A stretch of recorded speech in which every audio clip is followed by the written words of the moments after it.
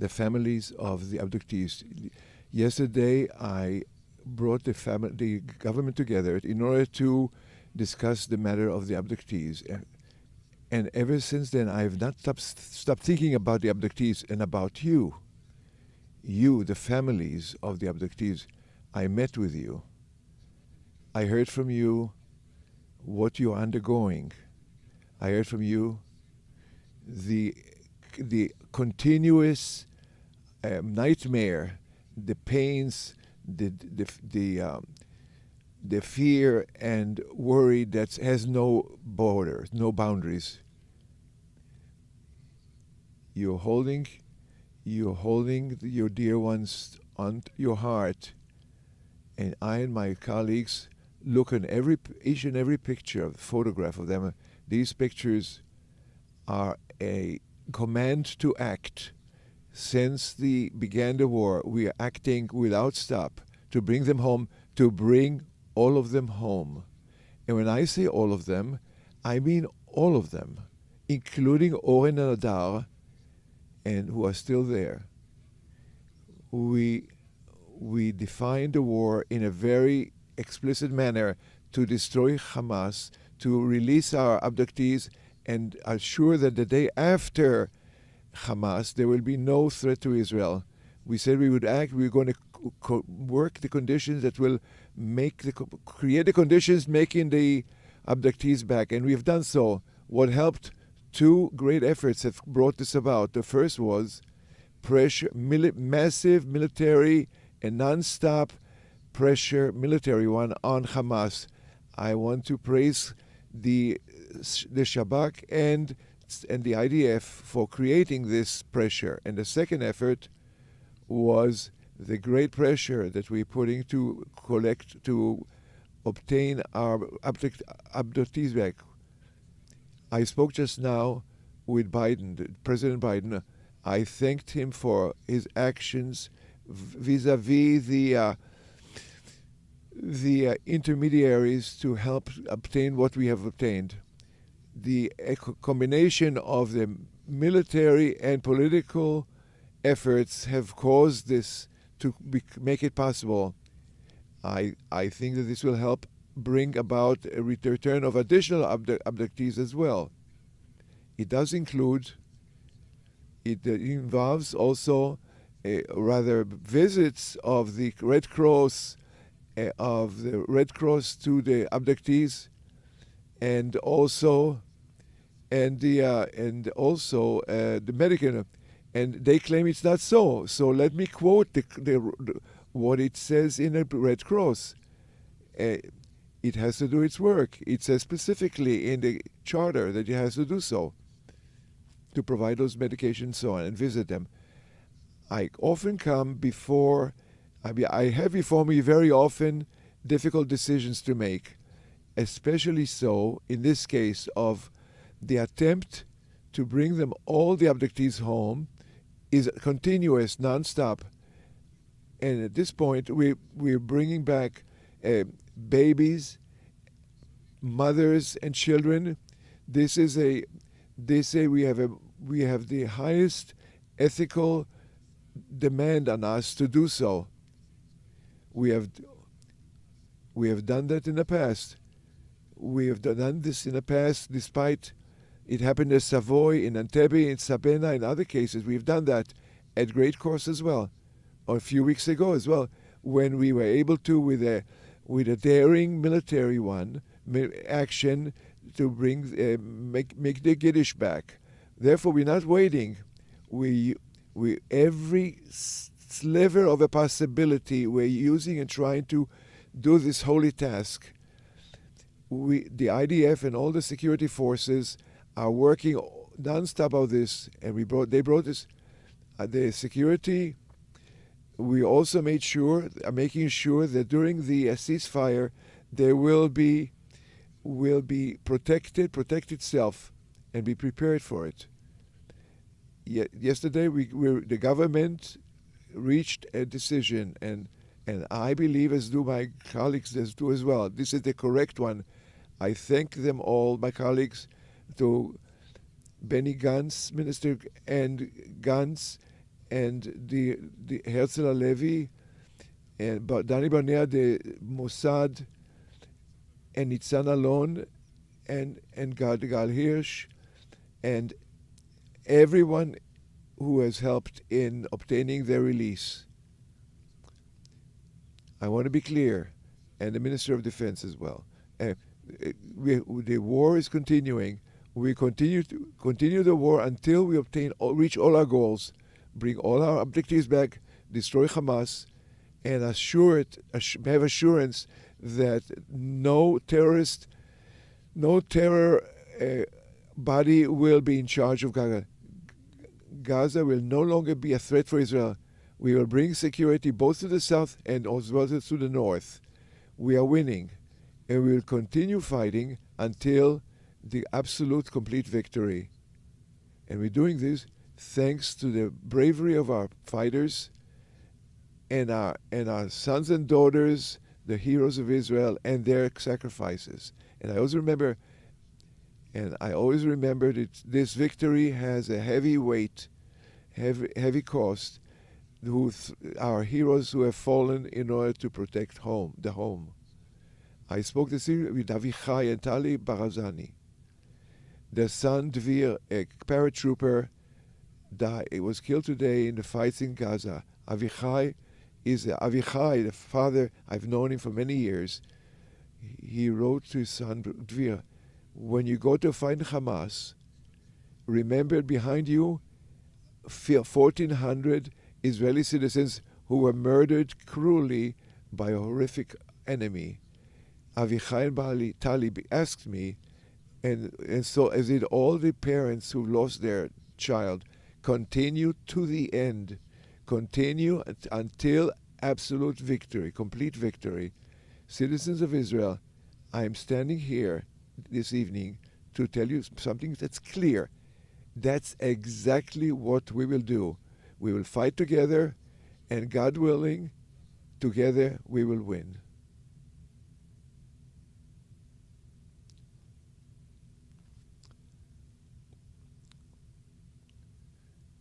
Minister of Defense, Gantz.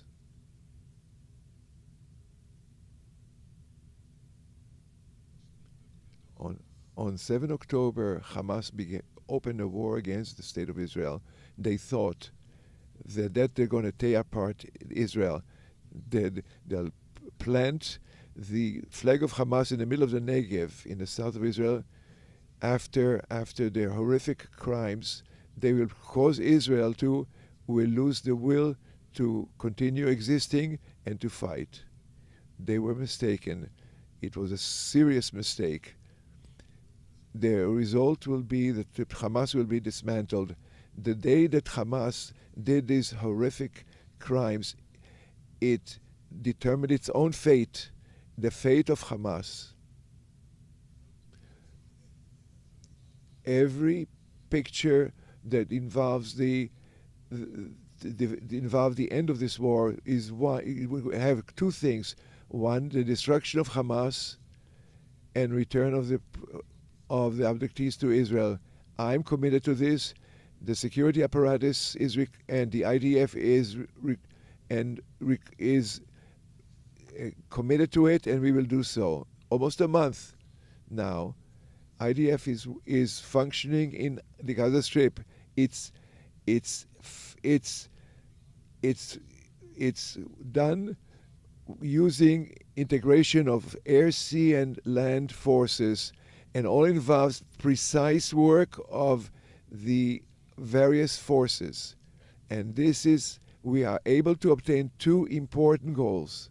We are reaching them. One, we are breaking apart the Hamas organization as a fighting military organization. We're killing their commanders, their fighters, above ground, below ground, next to us every day. Dozens of fall into our hands various artifacts that we research, which show that we're taking it apart. But in all this process, one thing is additional is obtained when the IDF is maneuvering in a field. They're they're making it possible, more possible, to bring agreement between us and Hamas about the abductees. And that's the reason I recommended to the cabinet, and I was glad to go into the depth of Hamas, of the Gaza Strip. Hamas only understands force. The greater your depth, your success and achievement, the more likely you are to get abductees.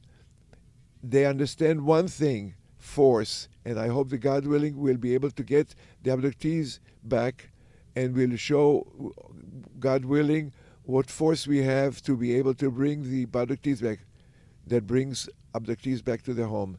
At every step that IDF goes deeper and deeper in Hamas headquarters, it improves the chances of bringing abductees home. I'm hoping that the agreement that is coming to, it will be concluded. It's better than the ones that were before us a week ago. This because of the intensiveness of the function or work of the IDF before, especially the last week. The results are consequently the results and agreement is better, and I hope it will be better yet in the weeks to come. I also hear the apprehension among most of the public that we are going to stop this war, and I'm telling you here, the IDF and the security apparatus all are committed to complete this war until its goals are reached. And Hamas as a military and governmental entity will end.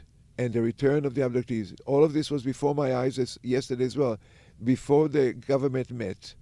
And while we had reached the agreement that I agree with, to get in the next coming days, we're going to have this agreement. I wanted and insisted in there what's going to happen a day after the days will pass, when the abductees will be back. I wanted to, and all agreed with when we put that clause in. We are continuing in the war in order to reach its goals, to bring the abductees to their home and to destroy the Hamas and all aspects of it in the Gaza Strip. The state of Israel is committed to it. The IDF and I personally and the security apparatus, we all committed to this. This evening, I have thoughts that are of both difficulties and happiness intertwined and mixed together. It's both pain and also feeling better. I'm happy that, God willing, we'll be able, in the coming day, in the next few days, we'll be getting the abductees back. But I'm also thinking of all those who will not be coming out in this particular point in time. And we are committed to bring them all. We'll continue our activities as much as necessary, both to put greater pressure on Hamas and wear it down, and also to achieve the return of other abductees back until everyone who's abducted will be brought back. Women, children, male and female soldiers, young men, the elderly, the Holocaust survivors, all of them. This is my personal commitment, and I intend to continue until we reach our goal.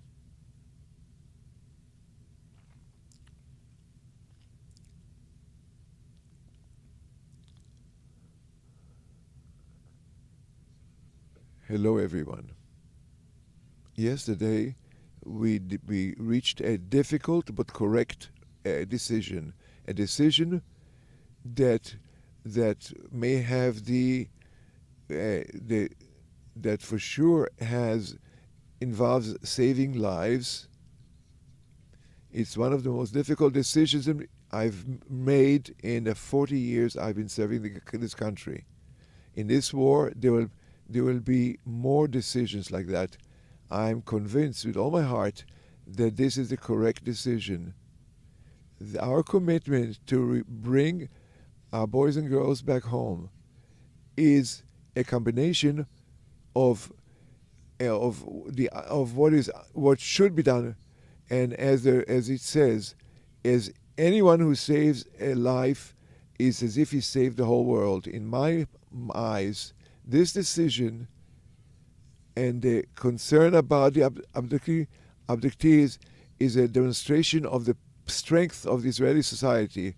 I want to reinforce and support the families of the abductees, those who will see their and those who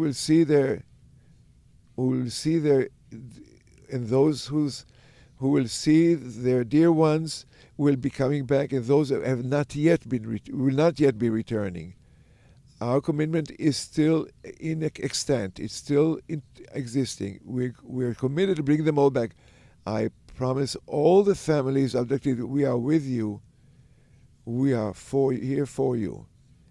Starting tomorrow, we will continue in meeting and try to support whatever is necessary and possible in order that your dear ones will be back, will be brought back. I stress, we're not going back until we do carry it out. So we're going to do it and perform it. We all want the abductees back, and we are all determined to complete the task of removing the Hamas threat. We know that the other side is looking at it and is testing us. They're trying to buy time. I'm telling Sinwar and the Hamas leadership sentenced that Paul Mordechai, the prisoner,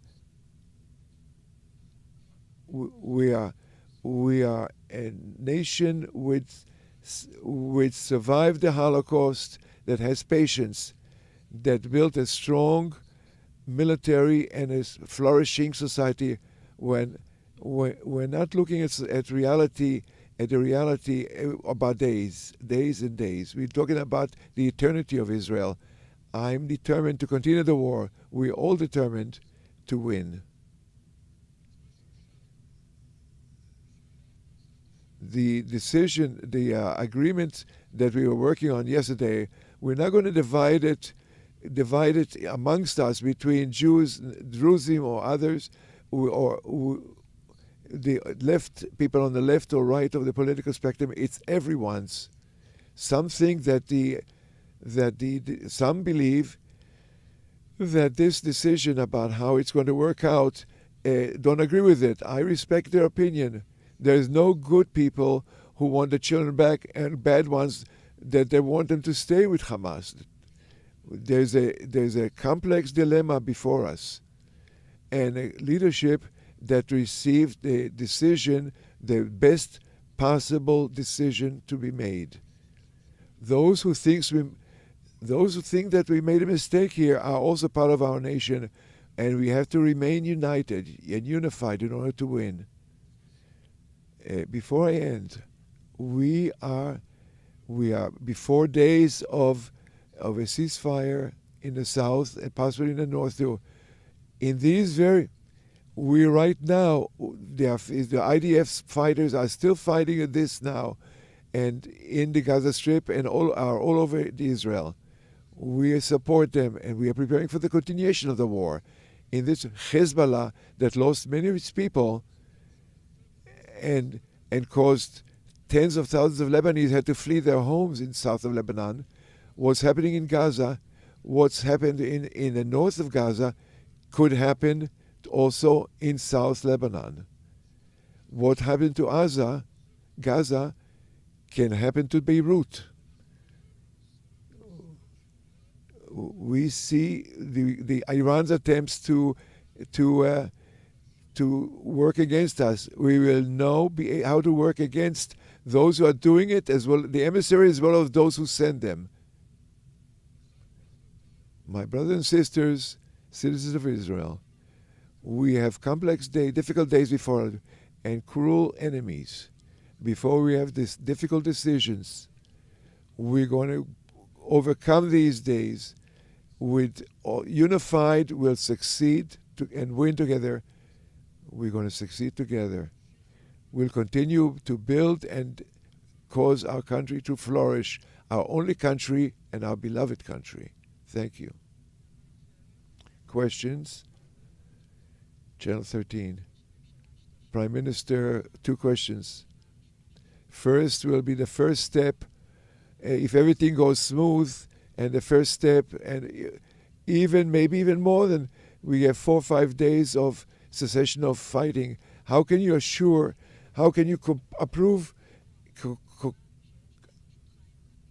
how can you be assured that the war will continue?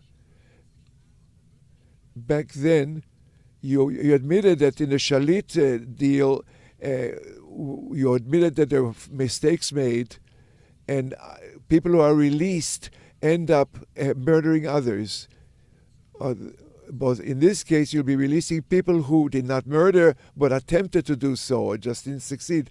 And to Gantz, is it true that a week ago you already wanted to agree to this agreement already a week ago, and the Prime Minister didn't want to?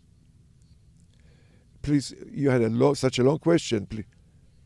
How can we assure that Sinwar will not to drag time, be past the 5? I'm sure he will be. I'm sure. I'm not. He's going to do all kinds of tricks. We are prepared for all of that. We said what we'll say we do. We are committed to continue the war, the fighting. It's not just saying it. I just spoke with the President of the United States. He's a great friend. And I told him, Joe, we are fighting. We're taking a break in agreement that he also was a part of the agreement. What will continue afterwards? This is this not just written on the right. It's carved in our heart. We are committed to destroy Hamas. We are committed to create a new reality in Hamas, that there'll be no threat. And we're committed to bringing all the abductees back.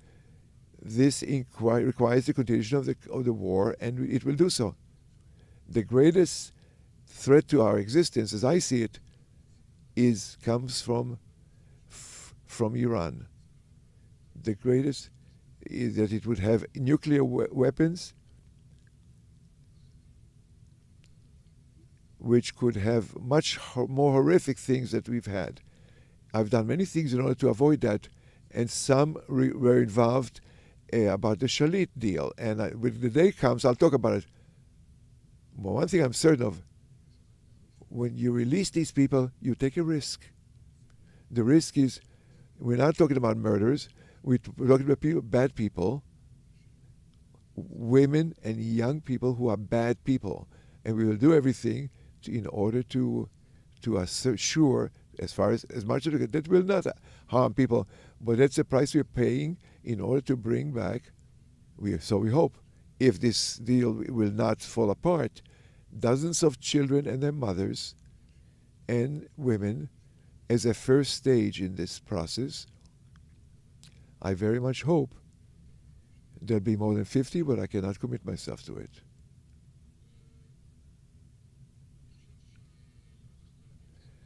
During the entire course of this campaign, the release of abductees is the first priority. In Hamas is very important, the fight against Hamas, but it's important, but it will take a long time. But with your permission, I think you have to be precise. It doesn't matter where I decided, where I'm leading the decisions or joined others. I want you to tell you all, journalists, managing a war and the cabinet, war cabinet, and the fate of the. This is not a reality program that A said one, B said something else, and what C said. This is not a reality program. These are very critical issues that involve people, and that's how we're going to say, I will be responsible for what the cabinet does in accordance with I agree. And I'm responsible, as long as I'm part of the cabinet, I'm responsible even if I don't agree with the cabinet, and they do.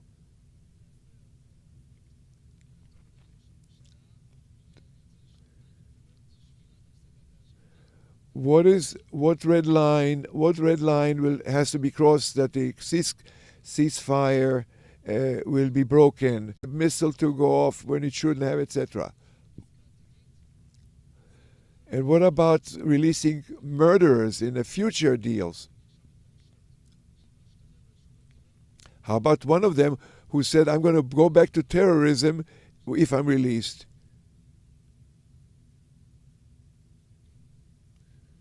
Yes, I don't think there's any point to detail what we're going to do in each and every case that happens.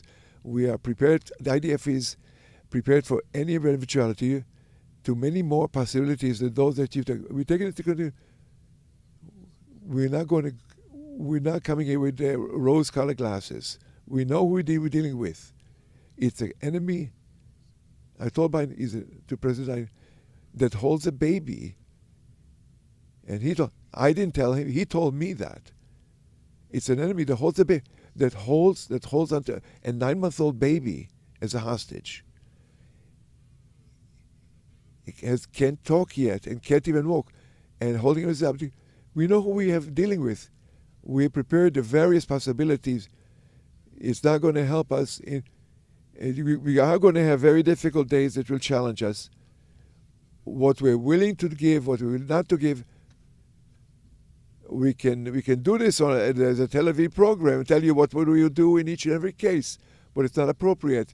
I think it's important to hold these considerations, to hold these decisions and considerations amongst us in a cabinet. Anything involving the abductee release and the fighting itself, there are heavy moral issues here. And my judgment is in accordance with one thing only, is ethical parameters. And that means, first of all, we are risking the lives of soldiers for worthwhile causes. For example, when you have to release abductees, I have the moral strength to do that, and I've never sent a soldier to a more dangerous place that I myself have went Gantz to. At the same time, if you're talking about a moral issue that talks about release of children, you have to wait on a balance, on a scale, what the plus and minuses. And I think that the consideration that we've made, who is released and when, and what are we giving in return, I think it's significant. What broke the difference is not who released. The pressure, what's important is the pressure that we've pressed on Hamas that caused it to want to take a breathing space, because we are wearing him down. And this allowed us to get this achievement, and I'm hoping that will we expel him from Israel? The question is where those released, those terrorists who will be released will be decided whether they're going to be expelled from Israel or not. It's not going to be decided here right now.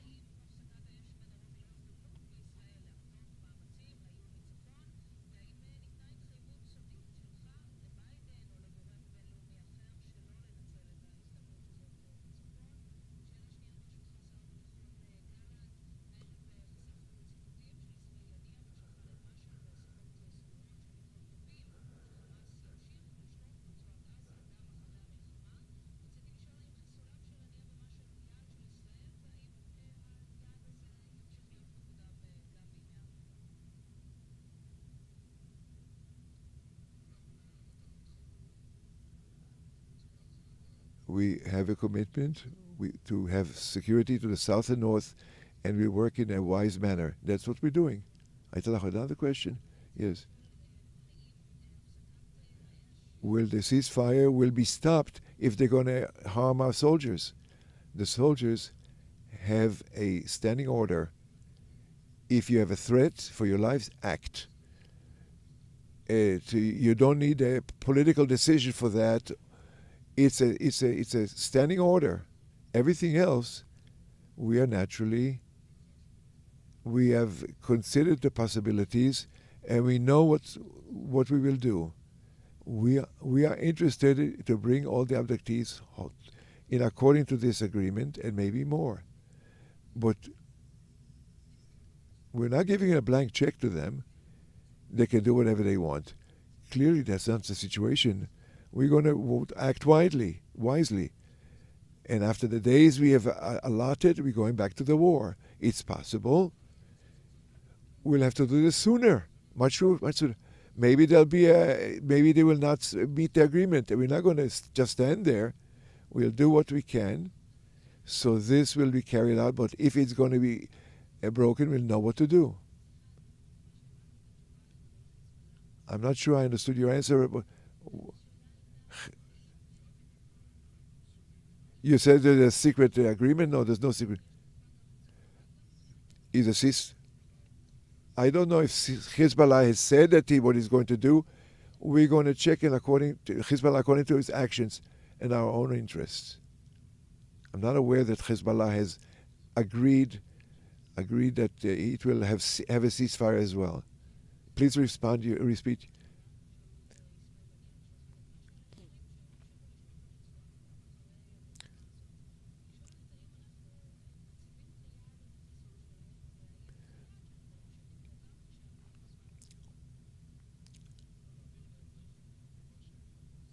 They are living on borrowed time, as far as I'm concerned. The heads of Hamas.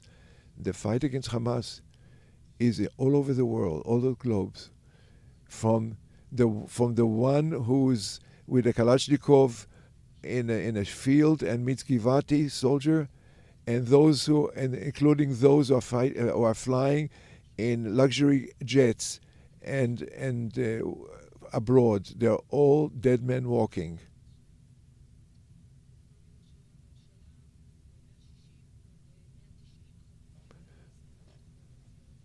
190 will not be released in this framework. You said the Red Cross will meet them. It doesn't appear in any parts of the agreement. The agreement you quoted is from whom, when, how, when will it take place? It's very important to the families, to all of us. We're waiting for this. Are you disappointed about Ben Gvir having been against the agreement and can be part of the government when he comes against a series of dramatic decisions?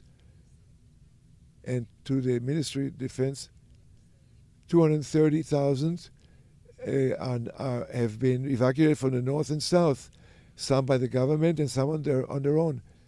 Is there any expectation of their returning to their homes?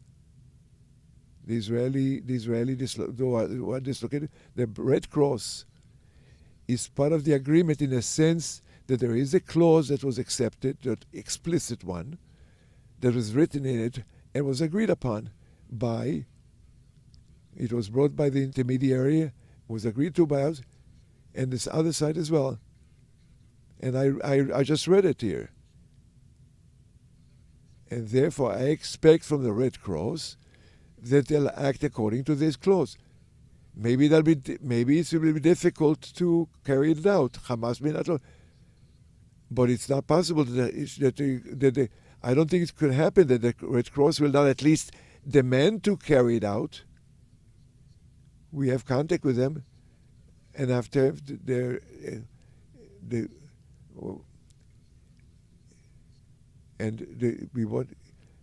we have it in Hebrew and English, in any language you want. The Red Cross has it. The minute this carries out, the rest of the people are supposed to get the visits. It cannot be part of the agreement, and the Red Cross will deny it. If the Red Cross doesn't know about it, he knows it right now. Regarding the decisions that we made, it was an in-depth discussion. People spoke from the bottom of their heart, and there are different parties here. You have to decide what the proper thing is. It's a difficult decision, but I have no doubt that made the right decision. And so people can express their opinion. They have a right also not to vote. Well, they have to vote in accordance with their conscience when the government meets. But the minute a decision is made, they're required to agree to the collective agreement that was made. And that's what I expect from each minister. And the previous question, I already told the Mossad to act against the heads of the Hamas wherever they are.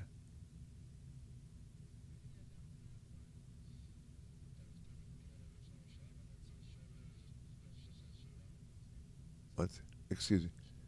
I want something to complete here. In addition to the question of if it's okay, if it's acceptable, I want to complete an answer that I gave previously, something that I had been asked. Certainly.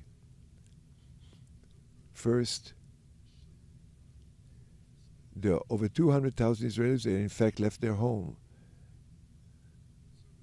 I want to thank to all the government bureaus, especially the head of the security apparatus, together with the home front, to find solutions to all the people in hotels, hostels, but the conditions are not good ones.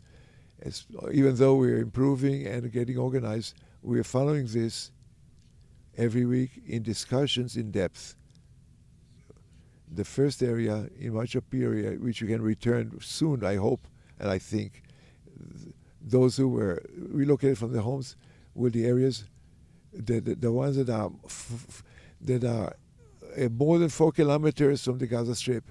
The other issue, at the end of December and beginning of January, we might be able to do this sooner.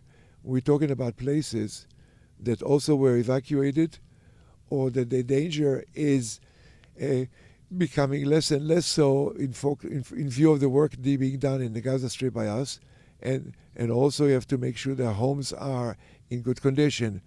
The various government agencies are working on this under the security ministry, the defense ministry. These are all essential matters. I would like to add a word about the Red Cross. Yesterday, what was presented before me, one of the last drafts of this agreement, I asked that the Red Cross visit those who will not be released. This was accepted by both the government, and prior was already entered into the agreement and received by the other side. It's our demand to demand from the international bodies that the minimum of the minimum that we expect from international bodies, and that's to get to a situation in which people who were abducted from their homes, we're not talking of even soldiers, we talk every citizen, and there were many such, the very minimum, they have to get international community aid. And the world should remember, we're not only fighting our war of Israel, but we are fighting for the free world. When we'll know that the North is in a secure situation, we will initiate bringing back the inhabitants in the North as well. It's no less important to us as the people in the South. We'll get to that point. Regarding the timetable, I'm not willing to commit myself at this point.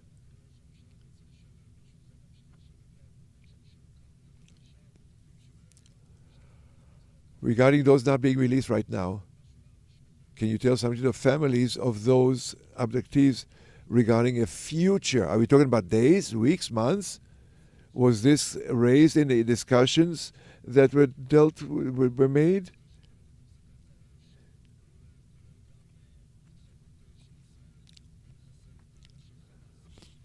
If there be during these days, while there's a ceasefire, are you committed not to eliminate the heads of Hamas if possible? If there is a clause regarding the Red Cross visit that's in the addendum. I can tell them there'll be no transfer, movement from north to south. that particular thing is not, that particular commitment is not in here. And Biden had asked, I spoke with the cabinet. Here's what I asked for you. I told Biden. First, they wanted 5 days. You only have 4 days, we told them. We told Hamas, we told them, don't bring us part of families. We don't want the children to remain and the mothers not to be there. You want additional days, at least 10 people for each. Actually, we changed from 50 days max to 50-day minimum. We'll see in the coming days where, in fact, this will be actualized. The clause you asked about does not exist here, about eliminating heads of Hamas. Look, this is a holy task for us to bring the abductees back.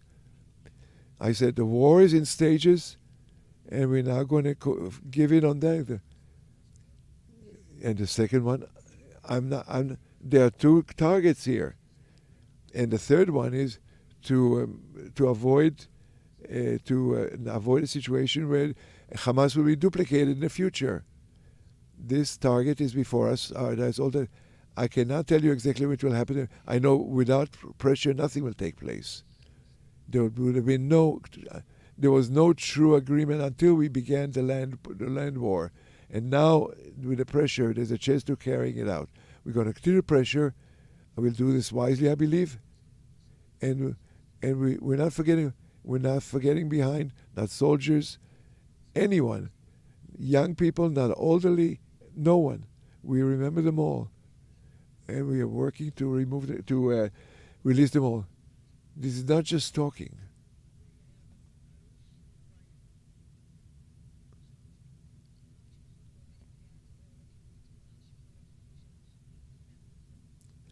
Why did the families of the abductees were not told about the release of murder of the people who are being released by Hamas people? We met with the families. A very difficult meeting. It ended at 11 or at midnight, 11:30 or at midnight. It ended, and 2 in the morning or 3 in the morning, the agreement, the notice came that Hamas sent a notice to the intermediary. This required us to get organized to choose the young people in the other side, and you can't update people, the families, before we're going to try to do so. This is an expedited matter. But that same evening, I told him it's possible. It's going to be in stages. We didn't have it in hand. It wasn't still in our hands, in order to be able to provide it to the families.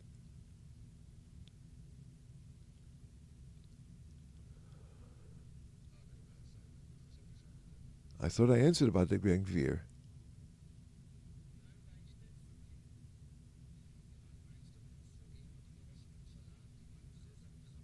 Tehran, in effect, is sending. Iran hijacked the ship, lobbed missiles. Why are we reacting to Yemen? We're going to respond to every attack against us. And that's just saying so. But I don't want to tell you what we'll do and when we will do it. Believe me, we are noticing this, and the enemy should take in consideration what I said earlier.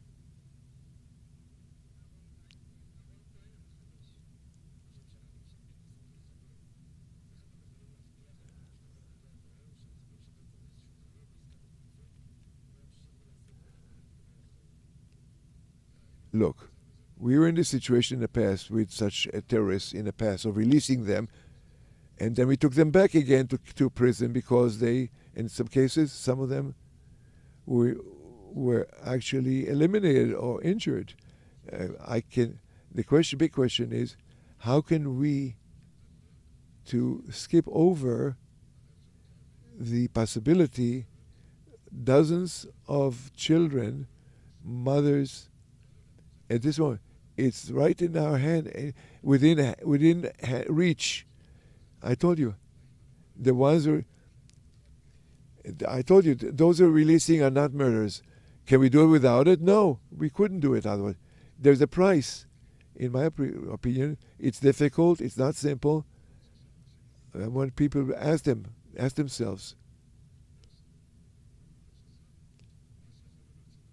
This is what we could come out of. Would you believe them? Ask yourself in your heart. We ask yourself, would you be able? We decided we need to do this. And I'm telling you one more thing. It should be understood. The sword is on their neck. You're asking, what's the risk of these we're going to release will go back to terrorism? It's possible. But right now, the sword is on our children, and people have a sword on their neck. So we made a decision that we made.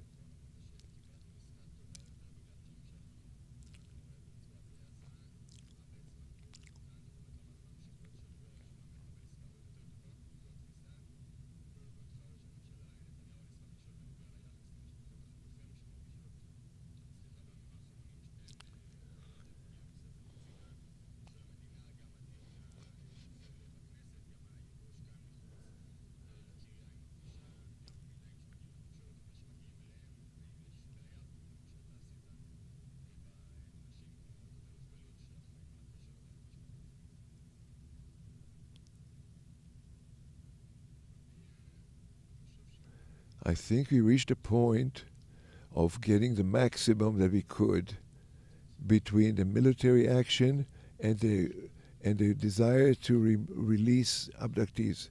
The goals of the war was in order to release the abductees. I think the conditions have become ripe to release abductees, and there will be other such occasions in the near future. And I'm committed that will create such conditions, and that's the reason both to act and the decision that this is the point in time that is appropriate for doing this. And the decision is, after all, is a professional one and an ethical one. And what you can bring, what are the risks, what are the possibility of it happening as the risk of it not happening. And the cabinet entire agreed unanimously to this decision. And this work brings it all, concretizes everything. The families of the abductees are dear to me.